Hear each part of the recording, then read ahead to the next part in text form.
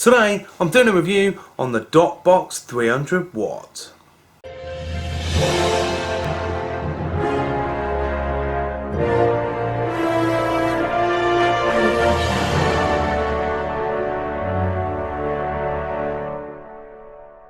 Hi guys, welcome to another episode of Full Steam Ahead with me, Darth Naga. As you can see by the website behind me, today I'm reviewing a DotMod product. It comes in this lovely box. It's the Dotbox 300 watt, which is in their new series of V2 Dotboxes. Very kindly sent to me by DotMod themselves. You can go to their website, DotMod.net. I'll put that across the top there. And you can buy it directly from DotMod if you go to the retail section on the website. That'll take you to the shop. At the moment, a few of the products are on back order, including all the 3 they sent me. So they will be appearing on the website soon. Alright, tell you what, let's dive down and we'll do a close-up of the Dotbox. And I'll show you all the ins and outs. Alright, let's go to the down view now. Okay, here we are in the down view with the Dotbox 300 watt. Now, as with all DotMod products, the whole thing is black with nice gold sort of inlay on it.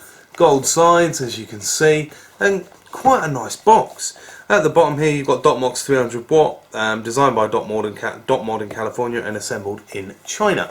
Now, let's have a look at the box itself and what you get inside the package. Okay, so inside the package, you'll have this beautiful sort of powder green coated box. As you can see, there's already a couple of dings on it. I'll talk about them in a bit. Okay, so you've got the 300 watt box there. You also get a proprietary USB cable. I say proprietary mainly because it's absolutely fantastic little thing. So you've got a standard mini USB there, but then you plug it into this little bit there, and it's got a bloody lightning cable as well. Look at that, a lightning cable on the end. So not only can you use this to charge your Dotbox, which I do, but you can also use it to charge your phone, or you can also use it to charge your phone, you can also use it to charge your phone because it's got both the standard Android connection, which is the mini USB, and you've also got a lightning connection on the end. Alright, so you get that, and then also in the bottom you get your little certificate of authenticity, and this one tells me that this is literally the 3rd box made. So I'm quite lucky to have that. Nice little 003 serial number of the new 300 watt box. Right, let's put the cable to one side because I will have to use that to charge it up later. And let's show you the box itself. Okay, so I've put the cable there. The connections, sorry about that, a bit dirty because I've actually been using it. So this here, nice 24 karat gold plated connection, I believe, judging from other products by DotMod. As you can see, it's got the DotMod logo on one side only, and this is the door side. On the other side, it's just nice and plain, and you can see where I've dropped it onto gravel, I might add, and it's only come away a tiny bit. The actual metal itself isn't chipped, it's just a little coating on the metal. Suffice to say, this doesn't leave the house very often now. It feels lovely and solid in the hand, and up close you can see there's a couple of little clicky buttons here, plus and minus, and you've got the, if you look, I don't know if you'll be able to see it very well. Oh no, you will perfectly. You can see that the button itself looks like laser engraved in the DotMod style. So all the DotMod patterning on the button there. Nice little touch that. And obviously a USB port just here for upgrading and charging. There we go. Inside, 1300 mAh LiPo battery, 14.4 watt hours out of it. Nice little chipset there, proprietary DotMod chipset. And yeah, it's so super clean inside. There's no, I can't see any glue or anything. It's all packaged in there nicely, and I believe it's actually exactly the same setup for the dual 18650 200 watt version, just there's a battery sled in there instead of the LiPo battery. Okay, let's go up close so I can show you the screen and all the functions therein. Okay, so this is up close with the screen. If I push the button, it comes straight up with the screen as like so. Check atomizer, obviously if you haven't got an atomizer attached to it. If you do 5 clicks, it turns it off and it says system power off, and when you try and turn it back on it says it's locked. So it never truly turns off and I guess you can only get it to truly turn off if you would disconnect the LiPo battery, but you don't do that. So it says locked, click 5 times, 1, 2, 3, 4, 5, and now I'm in Dotbox 300 watt. Okay, so as you can see, you've got your settings here, 85, 86, 87, blah blah blah. I run it at about 85 watts for most of my stuff because I run about 0.13 to 0.15, and it's very simple, very straightforward. DotMod have gone with a very straightforward chip. Shows your watt rate in there, shows your ohms, shows your volts, and your battery life. That's it. If you go into the menu, 3 clicks, 1, 2, 3. There we go. You've got TC mode, power mode, system, exit. Again, very straightforward. You go to exit, it exits the menu. Let's go back in, go to TC mode. You can go NI200, titanium, stainless steel 316, BP, and back to NI200. Now, something that they included in this menu that I thought should have been maybe under power or something. If you switch to BP, that actually means bypass mode. So it will literally run like a mech. So it will pump all the power possible that your coil will allow into your device, into your atomizer. So that's under TC mode. Power mode. Under power mode, you just select power mode, select exit. That's it. No messing about, no curve, nothing like that. Let's go into system. If you go into system, you've got your screen setting, which allows you to change it from right to left depending on which way you vape. You've got temp comp, so that is your temp comp is basically in TC mode, where you want to actually set the wattage, so you can set it as low as you like. Okay, let's go back into system mode. System, obviously we've done the count, we've done the temp comp, which is what temperature it fires, which is what wattage it fires at when in temp control mode. Sensitivity. Now this again I've seen on a few other devices, and basically this sets the sensitivity of the coil, so it sets its ability to be able to detect whether or not you're going to get a dry hit. So basically if you set it to 10, oh no, you can set it above 10, sorry. If you set it to 20, then you know it's super sensitive, and the minute it thinks that it's dry, it will stop firing. They recommend, as I say a lot of companies recommend to set it middle of the road about 10. So I've done that. I don't use temp control anymore. I used to, but I don't anymore. And that's it really. There's not much more to this device. I've got it set in temp control mode at the moment. I'll tell you what, while we've got it set in temp control mode, I'm going to do the temp control test and see how good it is. Give me 2 secs. Okay, as you can see, let me show you. I've got this set to 422 Fahrenheit, which is the closest I could get, simply because DotMod's proprietary chip updates the temperature in 5-degree increments rather than single degrees, which is interesting.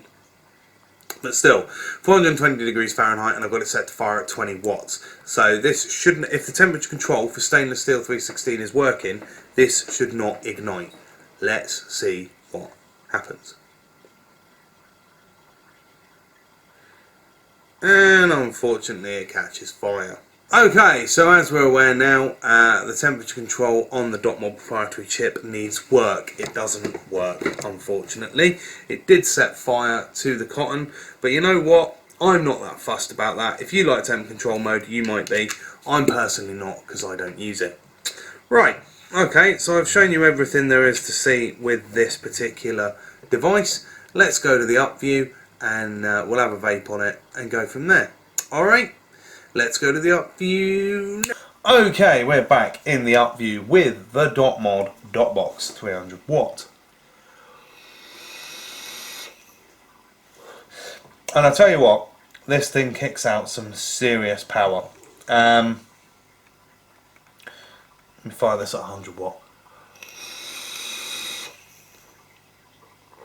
Yeah, lovely and consistent. The battery indicator seems quite good in the sense of I can get about at 85 to 100 watt. I can get, if I continuously vape, I can get about 4 hours use out of it. Whereas if I just take little, if I do what I usually do and have a vape every sort of half an hour or whatever, sit down and have a, or if I'm at work and I only vape a few times a day, then it lasts all day. It's 13 for a 1300 milliamp hour battery. It lasts a long time. The battery, it'll obviously only fire on 300 watts at its highest battery setting. As it stands, I'm halfway through the battery and it fires at about 175 watts. So yeah, as you can see, at 175 watts, it's kicking out some vapor. And that's only on a short blast. It's also really fucking hot. So let me turn it back down to 100. Niggles with this, the battery door's a little bit iffy, but not to the point where you can hear it a little bit, but that's just being really niggly about it. It's a really nice device. I like the old school. To me, it's got more of an old school. With all these designs that have come out of getting the smallest possible dual 18650, this is a beautifully designed box, and it drags me back to my my original days, my Sigeli 150 that I loved. But this has become my favourite mod that I've been using lately. I use it quite a bit, and I do like it very much. The engraving's nice on them. The powder coated sort of finish, the anodized, whatever it is. I think it's a powder coating actually. Beautiful finish on it. Buttons are lovely and clicky. There's no button rattle at all. And it's just a lovely mod. The screen's beautiful and clear, nice and bright. I can see it in all sorts of, I had it outside in the daylight and all sorts, and I can see it no problem. The USB port works absolutely brilliantly for charging it. I haven't done the updates yet. I've checked out the website and I don't see any updates for it yet, but hopefully they will come out with one to fix the temperature control, because as you saw in my earlier one with a stainless steel coil, the temperature control didn't work. It just ignited the cotton instantly. So, and the cotton and the coil itself started glowing, which is a pretty good sign that the temperature control doesn't work. Aside from that, aside from the temperature control not working, I don't touch temperature control anyway. I've had this on pass-through mode, or bypass mode as they call it. Pass-through is something completely different. I've had this in bypass, aka mech mode, and that really did sort of kick. I put my Clito 120 on it, and the DotMod Petri tank, which I'll be reviewing in another video. I put that on it as well, and it fucking fires like a dream. Really nice design, really lovely mod. At the moment, they're not available on the DotMod website. They're on back order. DotMod.net across the top there. You can buy it directly from them, and I believe the shipping to the UK is not extortionate, so you might be better off buying it from them actually than in the UK. I couldn't find it in the UK anywhere. It seems to be out of stock, so it's either very popular or isn't quite out yet. I'm guessing the latter, probably, that it isn't quite out yet, and they're sort of going to be releasing it shortly. But yeah, Dotbox 300 watt LiPo battery mod, and my first LiPo battery mod with a proprietary chipset by DotMod, and I really like it. It has become my most used box mod now. My other ones, the Alien and whatnot, have gone to the back of the line at the moment while I vape on this, because it's just so consistent.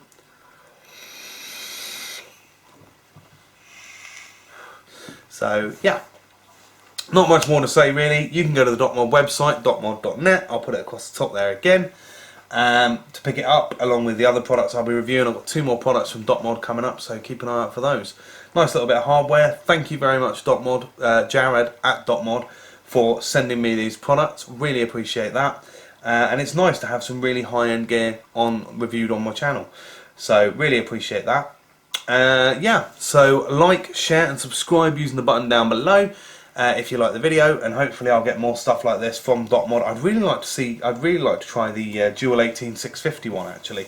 If DotMod like this review and want to send me the 18650 version for review, that'll be fine. Otherwise I'll wait till it comes into stock somewhere and buy it, because I really like this mod.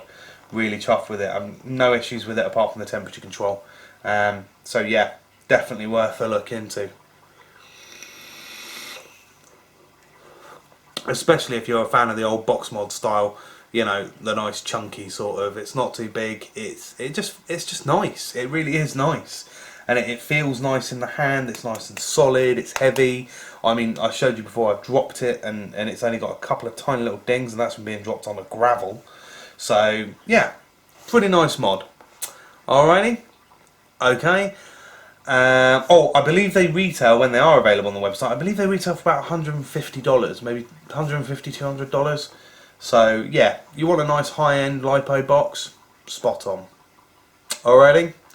Okay, vapists, that's it from me until the next episode of Full Steam Ahead. Until then, there's only one thing left to say, and that's toot toot, motherfuckers. Toot toot.